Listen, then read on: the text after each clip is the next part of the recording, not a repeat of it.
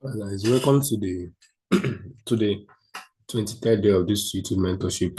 All right, so we are going to be talking about something very important, and that is the top-down analysis.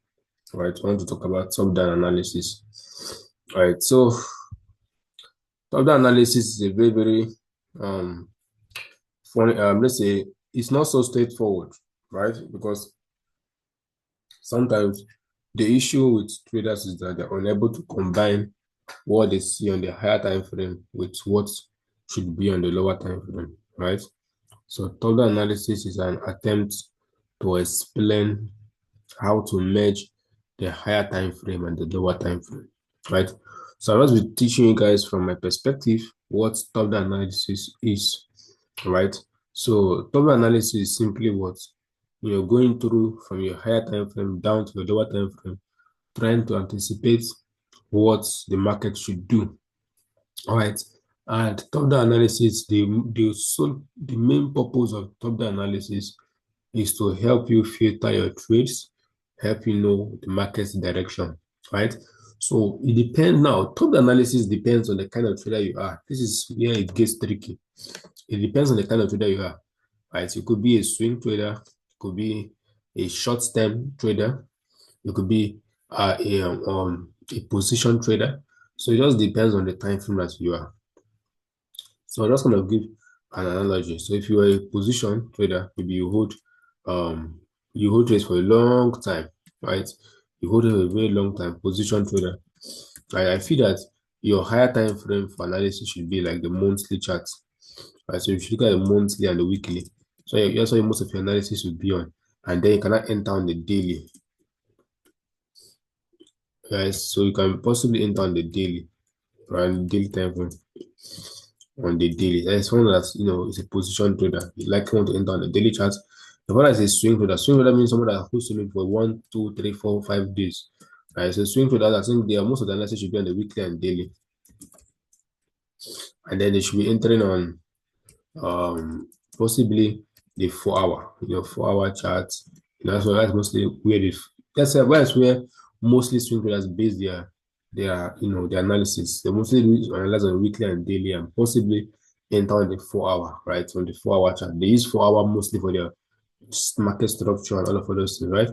And for someone that is a short term, let's say it's a day trader, right? Day trader is someone that he closes his trade in a day, there's no hold trade so long, right? So day trader you most likely want to use a daily and 4 hour for his analysis. And then he wants to enter on the 1 hour. Wants to enter the size on the 1 hour. Right? It's possibly someone that is 1 hour or 30 minutes. Then for someone that's an intraday, like someone that's a scalper, someone that scalps. Those are scalp or so people that scalp are also called they are very short-term traders, right? Short-term traders mostly focus on the 1 hour. I just say the mostly base analysis on 4 hour and the 1 hour. I said the base analysis mostly. And I know the enter they enter mostly in the 15 minutes. Right. That's why usually they give guys, the 5 or 15 minutes. Right. Right. So this is what basically they're doing. Right. So this is basically what his kappa is doing. He's entering on the 5, 15 minutes just to make his face short term. So top analysis really depends on the time frame you're looking at, right? It's not necessary that if you're a scalper, you have to go to the monthly time frame, right? It's not necessary. Right? It's not necessary. But it's not really necessary that you must go to the higher time frame, right? So that is it. So scalpers are also kind of merged there. So scalpers are intraday. So also intraday and scalpers. So intraday and scalpers, intraday slash scalpers.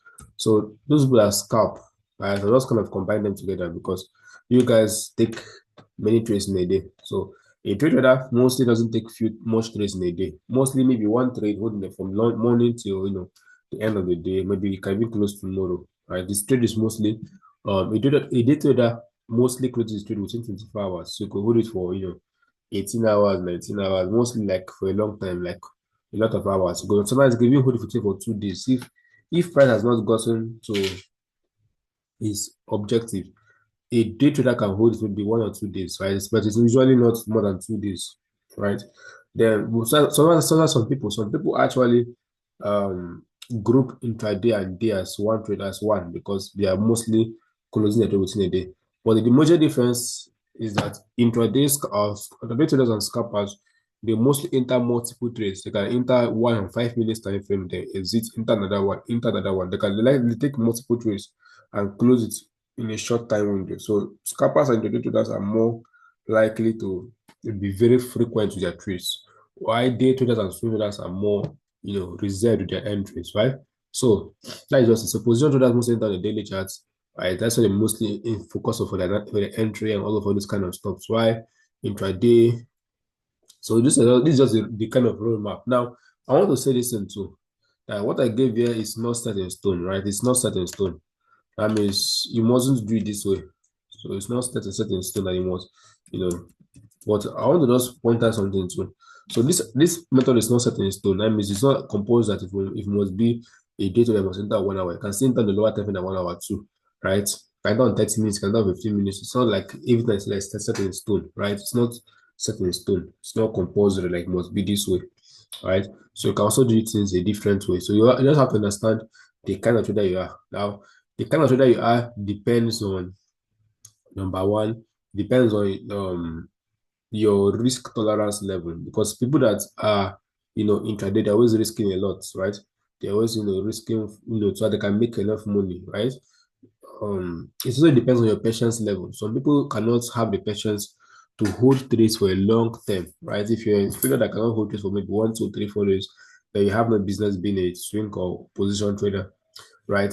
There are people that cannot deal with entering trades or frequently. They don't like, always being on chat. Like, I know people that hate being on chat all day. It brings them, irritated, right? It gets irritated when they have to hold a trade for 2, 3, 4, 5 days, right? It gets them very, very pissed off, right? So there are those I know that also cannot, cope with 5 minutes chats. Like, it is too busy for them. Like, you can see this daily chart. You can see how the market has just been one-sided. Just very, imagine you caught this sell here. Maybe you'd have taken first take profit at this low here, second TP here. You'd just be riding yourself without having to do much. But like people that cannot that love it this way, they just want to hold their sell, hold the market all the way down without adding position in the instance. Why there are those that don't have the patience? Because this trade here, let's look at this. This trade took took about 30 days, right? This 30 days period. So some people are okay with holding trades for 30 days. They're fine. They can hold it for 30 days. They're very, very okay with it. There are those that inside these 30 days, they have taken more than 90 trades, like each day, at least 3 trades each day. So that is also, it just depends on who you are. So if you're a swing trader, although it reduces your risk, but you have to be very patient with holding trades for a long time. And also, sometimes you can hold a trade and then it reverses on you. So it happens to, like, you hold it for 3 days and then it reverses on you. So swing trading has its own advantages. Day trading has its own advantages. Intraday trading has its own advantages, and all of that, right? They have the advantage and disadvantage. For a scalper, at least you get your feedback immediately, TP or SL immediately. You don't have to wait for a long time.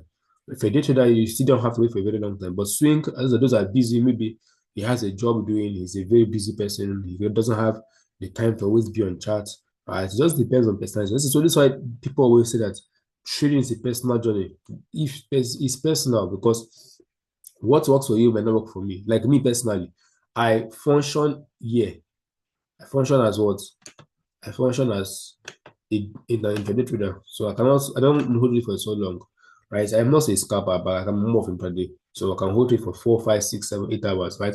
But I prefer my trades to hit take profit early, right? But I'm very okay with holding trades for 6 hours, 7 hours. I'm very okay with that. But I just prefer to hold it maybe maximum 3, 4 hours. I'm done, right? So I'm okay holding trades, but not so long. I have students that do this. I have students that swing, and then they swing. I have one that even a position to that. I think he got Bitcoin buys from about 1 or 2 months. He was holding Bitcoin buys. So I have those kind of students too that do those kind of things. So it just depends on what works for you. I don't force it. So that's being said, I've told you guys the time frame to look at now. Higher time frame analysis is very simple. Now, first you want to identify We want to identify the trend of the high time frame, like I mentioned. I remember I told you guys the time frame to look at. So we want to identify the trend of the market on the high time frame, right? What's the trend on the high time frame? This is the first thing you look at for. Okay, what is the trend? Is this market bullish or bearish? Now, when you got in the trend, number two, the next thing you look at for is what? Sorry, I'm kind of cold. All right, so the first thing you look at on high time frame is the trend. When you have gotten the trend on the high time frame, what do you do next? The next thing you look for targets, liquidity targets. Where will price, or let's say draw liquidity? That is, where will price draw to? Right? And this one liquidity is divided into two, right? It's divided into two. It's divided into what we have um old highs and lows. This is old highs and lows. And so this is the two that price draws to, and then what? Um we have fair value gaps. Right? Are the two things that make price to come lower or higher. And then sometimes we also have what we call premium and discount region. So this can also be a reason why price going to this place, because price goes from premium to discount, right?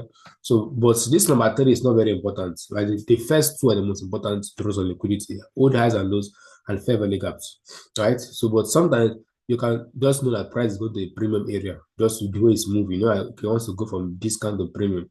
So, number three is not very, very important, right? This number one and two that are actually the main draw on liquidity. That is what you want to identify. If you're bullish, you want to ask yourself, where is the last low? Which low can price draw to, right? Like for me, this low has been my target for a while. This particular low here. So this low here has been my target for a while. So I've been looking for price to sell into that low, right? That's why I've been bearish on Euro USD. They've been selling Euro USD right from all the way up here. So I was targeting that price should go down. Price did that. Then I bought Euro USD down here yesterday. Why? So if you check my Twitter page, you see where I bought USD. Why? Because we already took out this low. So there's a certain price to reverse a bit because we took out this low, right? So although, all right, so that's what I was expecting on USD. Now you can see how price has brushed this liquidity, tap into this last imbalance here. So it's very possible that price might want to reverse a bit. You have some fair value gaps to fill up. We have this big gap here, and we have this last other flow that has not been mitigated. Right. So this is what I was looking at. So I was selling this guy all the way from down here to this point. I was looking at the price to take this out.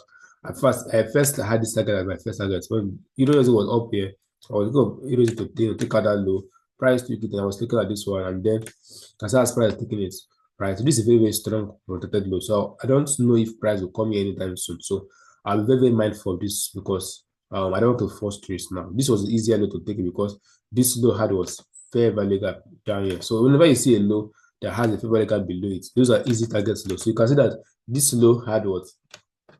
An old fair value gap, and also it was also an old low. So those kind of lows are really good draw liquidity areas that has fair value gap below. So always whenever you see old high and fair value gap in the same region, that is a very good draw liquidity. It can make the price should drop here. Now, what do you do when you have got to draw liquidity? Now you have gotten the two things you need, right? So this is also on the higher time frame too. So these two things are gotten what on the higher time frame, right? You get this season on the higher time. Now, what do you do again? Now, for the lower time frame now, when you've gotten your trend and your draw liquidity, right? The next thing you look out for is what? The current range, like structural range, right? So you look at structure, right? Lower time frame structure, right? What's the structure of the lower time frame? Because before you even take a trade, you so your higher time frame, right? Your higher time frame aligns with the lower time frame, right? There are times in which, for instance, now you can see the time in which this market is bearish on daily. But if you look at 1 hour, 1 hour is giving what a bullish market. So in this kind of cases, you can see that this market can be bearish, and then you see 1 hour doing something like this, being bullish.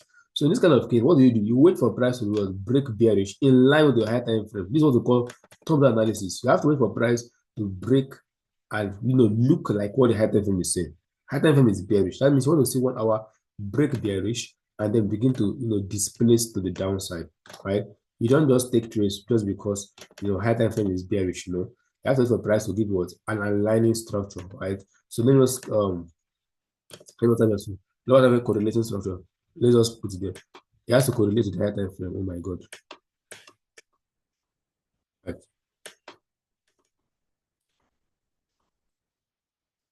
So correlating structure. So you have to correlate to the higher time frame. Right. Very important. You don't just take trades because of that. Now, this is a very important concept. You must take in place in lower time frame structure. And the another thing was now understand that you don't have to wait for what? Your setup or your signature setup. This is very important. What is your signature setup that makes it enter a trade? What is your signature entry setup? So you have to whatever you use for your entry, you must see there. And then finally, you must also consider what if you're introduced to that, you also consider what kill zones, right? So you have to wait for kill zones, the time windows where you trade, right? These are the things you do from the higher time frame top down analysis. You have to understand the trend. The market is bullish or bearish. You look out for the draw liquidity, where the market is going to, right? Then you look for the lower time frame correlating structure. Okay, what is the structure on the lower time frame that correlates with the higher time frame, right? Are they saying the same thing, right? And then you wait for your signature entry stuff. Whatever you use for your entry is maybe you wait for big doji candles. Whatever you look for your entry, that's what you wait for. Your signature entry setup. What do you use to enter a trade? You have to wait for that thing to show. That once that thing shows up, you will lock in your trade. Right? Very important that you must wait for your signature setup. Right? And then when you go to the signature setup, then you wait for your time. What time do you enter your trades? If you're a swing trader, which day do you enter your trade? Because if you're a swing trader, there are obviously days in which the market gives better entries. So is it on Wednesday the market gives an entry? Because I know that if you're a swing trader, the best time to enter trade is between Tuesday and Wednesday because that's when price turns, right? So for me, I know this already that for a swing trader, the best time to enter your trade is doing what on Tuesdays and Wednesdays. Then if you are a day trader, the best time to enter your trade is doing what London or New York session, those time periods, right? So you have to call if you trade Asian pairs, of course you have to look at Asian pairs, right? Look at Asian pairs. Look at Asian pairs. If you trade Asian pairs, you have to look at the Asian pair and confirm that it. Now let's look at this trade. How I call this buy. So let's look at the buy. Now remember that I told you guys that this guy cleared liquidity down here. So I was also market was react to this because we already took out our target. So I think yesterday during the news, I took a trade on the 1 hour chart. Or let's use the 30-minute chart. So this is that low. Like you can see this is the low. So you can see this low, price already hit that low, right? And then I was kind of market short break. Where is market short break? I can see my price make a structural break by taking out this swing higher, right? So that's a swing higher that was taken out. And of course, I can use this one as a BOS. And there was a market short shake. And then I look at this market, I can see that there was what an opposing draw liquidity. I can see this big fair value gap here. And that was what I was looking at. So you can see this big gap here, a very big gap. And then if you look at the daily charts too, this high was the daily high of the previous day. So that price might go for the previous daily high. So I was targeting that previous daily highs might not target, right? So that was what I was looking at on this guy. I was looking at that high. I was telling price to go there. So now what did I do? So now I saw the break. Now where is the last area that was unmitigated? So I was looking at this. I could see that there was another block here which had not mitigated. So I just simply took my buy on this other block here. Right, and this was the last order block here. Right, you can see the same balance. You can see this single candle order block. Remember, I talked to you guys about single candle order blocks. Right, so market came my single candle order block. I took my buy on this order block, and then if you check my Twitter page, you will see this trade. Right, it's there. It's not like I'm lying about it. So check my Twitter page. You will see it there. Right, or I can also show you the chart right now. I'll also show you the chart right now so you can see. Because since maybe some of you might be too lazy to go to my channel to check out the trade. So I think I should just since I'm explaining it, I think I should just show you guys the trade at once so that you guys don't have to bother yourself with going to my channel to start looking for the trade. All right, so let me just show you guys the trade myself. So this is it. This is my Telegram channel now. I'm going there. So it's a free channel. If you want to join us, just do to join us if you wish. So this is the channel now. So you can see here, I have posted a lot of information here. A lot of information is posted here. And this is a trade. All right. So this is a trade. So you can see when I enter the trade, you can see I enter the trade at this time. You can see I have to cover the loss signs. You can see when I enter the trade, you can see the time there, 8:25 GMT plus one. And then you can see when after markets went my way. It was a news trade. Right? I saw it during the news. Right. So although I don't trade news often, but sometimes if I have an account that I can afford to risk, I just take the news. So you can see that a very nice trade, just like I explained.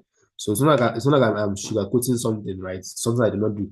So you can see it. So that was the power of high time analysis. I determined that price was to reverse here. Because why we hit our high time PY. So I said the kind of reversal here. I said market did that and then we was reversed, right? So we have been bearish for a while. So this is Friday. Remember, we must also understand your kill zone window. Today is Friday. That means it's very unlikely that price will continue selling today, unless this other block, unless this other block, acts as a kind of resistance. But I doubt that this is going to do anything because we're already down. Right? We're already a lot down. So I really doubt if this other block is going to be able to do anything today. I really doubt that. And this other block can do anything today. So I'll just be watching what price will do today. Right? So this is high time analysis. It's not so difficult. Just identify those things. Now, just to make it easier. So now another way to do high time analysis is when you have your PY, for example, you have your high time PY, right? You simply do was you draw your discount to premium region, you draw it this way, you get your discount level. And now when you get your premium, so this is a premium level. When you get your premium level, you look for what? Market to trade back into that premium level and then maybe tap into something, maybe another block, a favor legal, whatever is here. Whatever is here becomes your original entry. Then you have to wait for what confirmations and then what is short price to the downside, right? So basically, it's always good to catch entries at the top here, at this upper half. But there are cases where you can still catch it in between, but it's very, very risky because catching trades in between can be difficult. Like, but although we caught a lot of in between trades here, but sometimes it's very risky because price can reverse. Like you can see on this day, you can see this bullish candle, it's reversed. So if you are selling this bullish candle, you're taking a loss, right? So although this market was very smooth, at times in which it's not so smooth, right? At times the market is not so smooth like this. Look at this buy now. You can see how this buy was, you can see this one, two, the market retrace for some days, and then it retraces again. So sometimes this retracement can catch you off guard, right? So you have to be very mindful of retracements, right? Look at this one here. You can see how the market was down because this big buy candle. The market bought heavily before dropping again. So sometimes if you're not careful, you can get chopped up inside the retracement. Right, so it's not always very smooth. Not always. Look at this sell here. Consider the market was pushing up again, pushed up. So it's not always smooth. That's why it's always good to catch your trades at the discount level or premium level if you're selling. Right, it's not always good to catch trades when it is already down, it's already in between because when trade is in between, it has a tendency to retrace. Like if market is already is selling, it has a tendency to retrace before doing and then retrace before selling. So this retracement can be very, very can take you out if you're not careful. So you should very mind always try to catch it at the top. If you're a swing catch it at the top. But if you're a day trader, remember what I gave you guys on when I told you guys about some kill zones. Use that kill zone model. The video is on London and New York kill zone. If you're a day trader, use the model I taught you for that. Use that model I taught you for kill zones. Right? Use that model. If you're intraday, use kill zone for your trades, right? Use that model. Price going above Asian high, those things I taught you guys. Please do use that to really help you. Right. So I think I should wrap up this call. So I want you guys to you go to your chart and then identify a high time frame move and then tell me how you would have entered the trade. Just show me entries. Like, okay, this is areas, right? Show me trade entries that you have taken from here down to this low. Just show me on your charts on the 15 minute chart. Just use your 15 minute chart and show me entries you have used. This is USD. So show me the entries you have used from September of 25th down here. So if you use 4 hour, whatever you do, use your time frame and show me how you have entered your trade from down up here down to this point. Anytime, maybe inside there, anytime around there. Right? It's not specific, it must be up there. So that's just it, right? So have a wonderful day. See you guys in the next teachings. We'll still continue with top analysis. This is part one of top analysis. This is part one. We'll still continue with top analysis as we continue. We don't want to make any videos so long, right? So we're going to still continue with top analysis as we continue these teachings, right? So have a wonderful day. Cheers and God bless.